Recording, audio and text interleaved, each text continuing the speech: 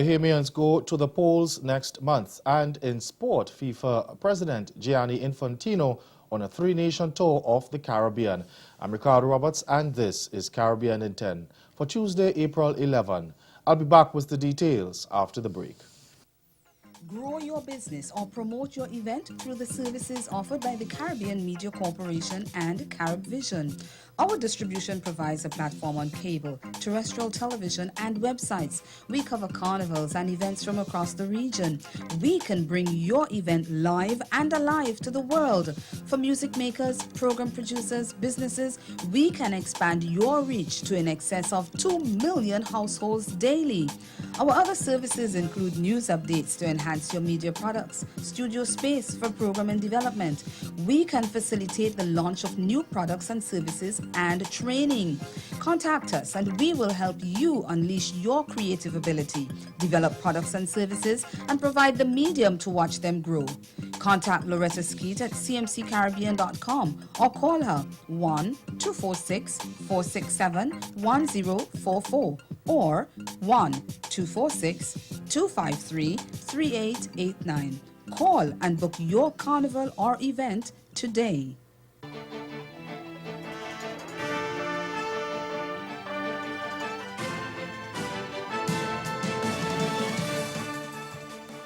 Bahamians will go to the polls to elect a new government on May 10. Prime Minister Perry Christie made the much-anticipated announcement on Tuesday morning as Parliament was dissolved. Christie led the Progressive Liberal Party to victory in the 2012 general election, defeating the then-ruling Free National Movement. A third political party, the Democratic National Alliance, also contested the polls but did not win a single seat. Now, meanwhile, the FNM says it is ready for the upcoming poll and has been in campaign mode for at least a year. St. Lucia's Prime Minister Alan CHASTANET has dismissed the opposition walkout of the House last week, describing it as an attempt at economic terrorism and treason. Last week, the opposition St. Lucia Labour Party legislators stormed out of the Parliament in solidarity with Castries South MP Ernest Hilaire. The protest stemmed from the House Speaker deferring the tabling of a motion proposing changes to the CIP program. CHASTANET says it is just to scare tactics and he was uncomfortable with the wording of the motion. At the right time, that this will come back to the House for debate. But from my perspective, I don't know how you debate a motion in which is based on something that's not factual. So the wording of the motion, in my mind, was uncomfortable. It didn't feel comfortable going to debate it. Now, those are things, if they want to bring it up in the debate, they're free to bring it up in the debate. But it can't be written in a motion because the motion says, whereas, which suggests that it is, in fact. There is no fact that suggests that because we've lowered the price, that the program has jeopardized the reputation, nor has it undermined the security of this country. CHASTANET says he would like to hear the positions of former Prime Minister Dr. Kenny Anthony and Professor Vaughan Lewis as to whether or not they support the position adopted by the opposition party on the CIP. He says he was surprised at the position adopted by the opposition on the CIP when the program was started under its administration.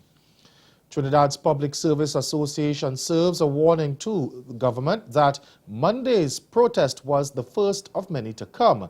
The PSC called or staged a so-called day of resistance across the island to protest government's policies on a number of matters including crime, politics and salary negotiations. PSA President Watson Duke accused the Keith Rowley-led administration of being out of touch with the ordinary citizen. We get more in this report from Joshua Simangal of TV6 News.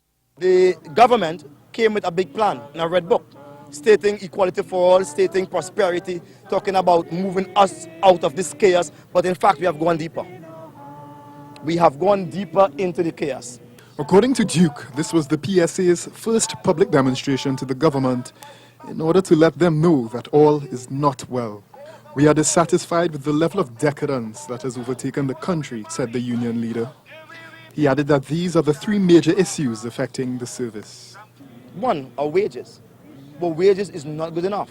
the conditions under which we work, they are barbaric, they are hostile, they are totally unfriendly. All right?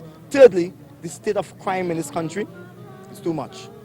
Crime is way too much. People are building cages and they're locking themselves in. According to Duke, the time has come for more open, frank discussions with those in authority about the state of the country. And until that level of conversation is attained, he said workers will continue to fight to have a voice.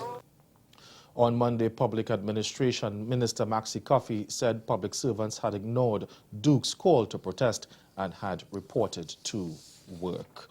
Stay with us. Your Midday Sport is next. It's all about the truth. You know, we're right here at the 32nd Annual Stellar Music Awards. So good to see you, my brother.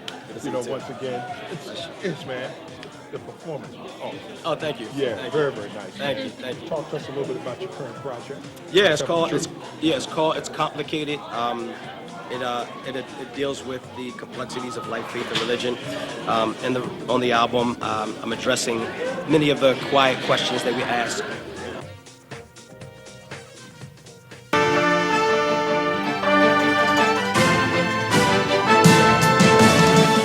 FIFA President Gianni Infantino is making a bid to restore the embattled body's image in the football world.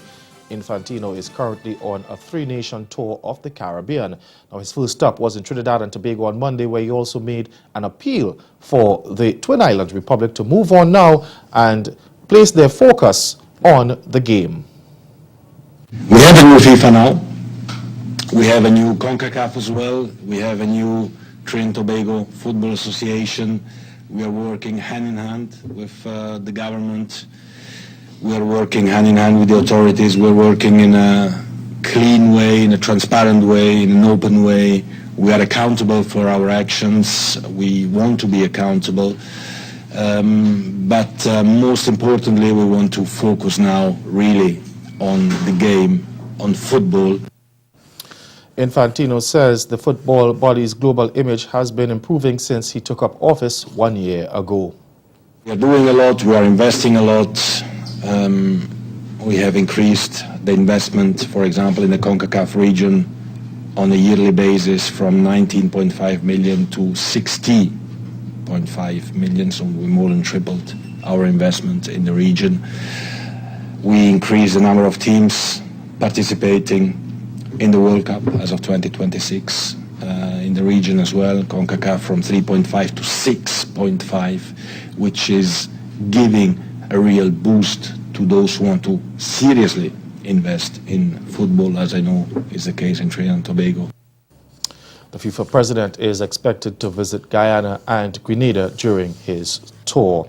Over to motorsports now. Three-time world champion Lewis Hamilton led from the start to finish to win the Chinese Grand Prix for the fifth time Sunday and registered his first victory of the new Formula One season. Now, the Mercedes emerged unscathed from a chaotic wet start, fended off challenges from Red Bull's Max Verstappen and four-time world champion Sebastian Vettel of Ferrari to take the checkered flag 6 seconds clear. Vettel, who won the season opener in Melbourne a fortnight ago, finished second, while the 19-year-old Verstappen clinched the other podium spot. Hamilton said afterwards he expected the F1 championship to be the most competitive it had been in years. Hamilton sits on 43 points tied with Vettel, while Verstappen lies third on 25 points with Hamilton's teammate Valtteri Bottas 2 points behind in fourth. That's Caribbean in 10.